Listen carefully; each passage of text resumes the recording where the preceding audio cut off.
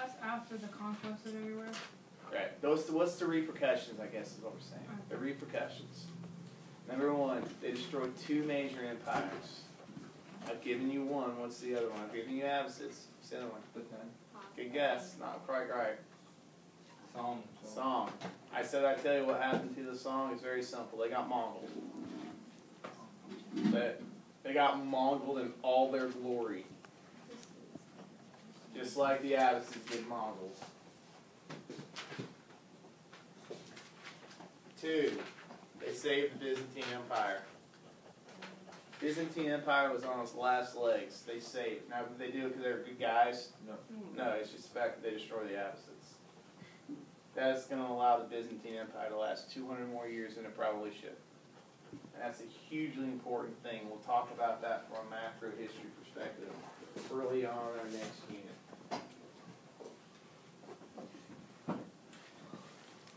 3, they are one of the most culturally tolerant groups of people in world history. The groups of people they conquer, they pretty much leave alone.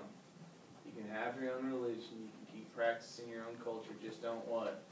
Rebel and keep paying taxes. They are incredibly decentralized. They allow local groups to control and run themselves. This is the part that's completely counterintuitive.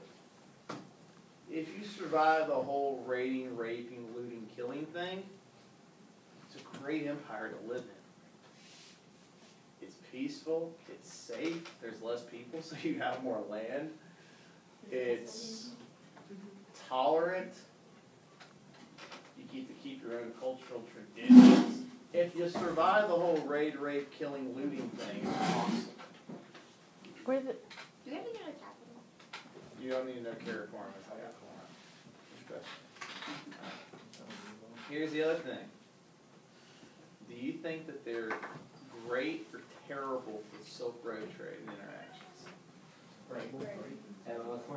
Okay, give me the hypothesis for why you think it's great. Because it conquers most of it. Okay, so they conquer most of it. So what's the byproduct of that? One tax. Well, Less taxes. Less tax, you go through all these different, you go through less political entities. And then here's the other thing about that. Their wealth comes from taxation of trades. Do they want to facilitate trade? They will wipe out banditry on the Silk Road.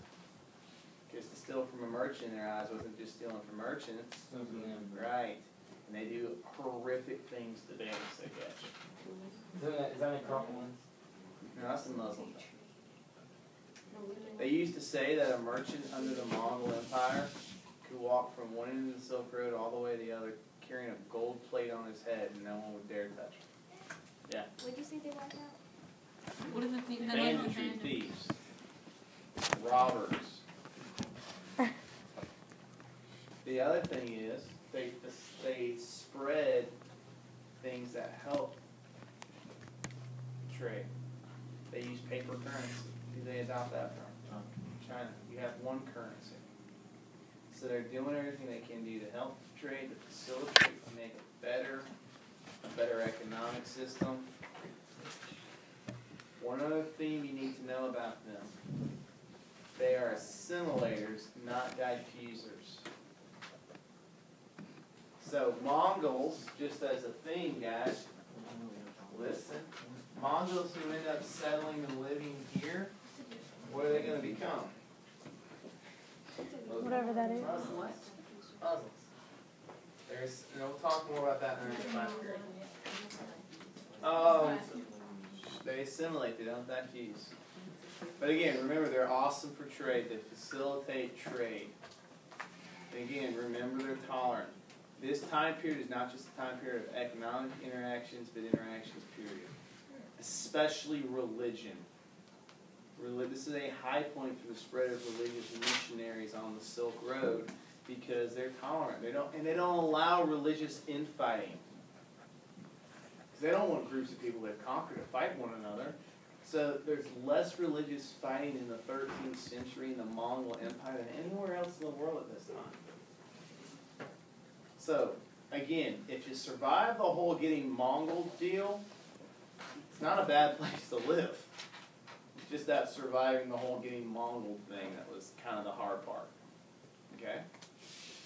Now, I have a video I want to show you on all of this. It's a really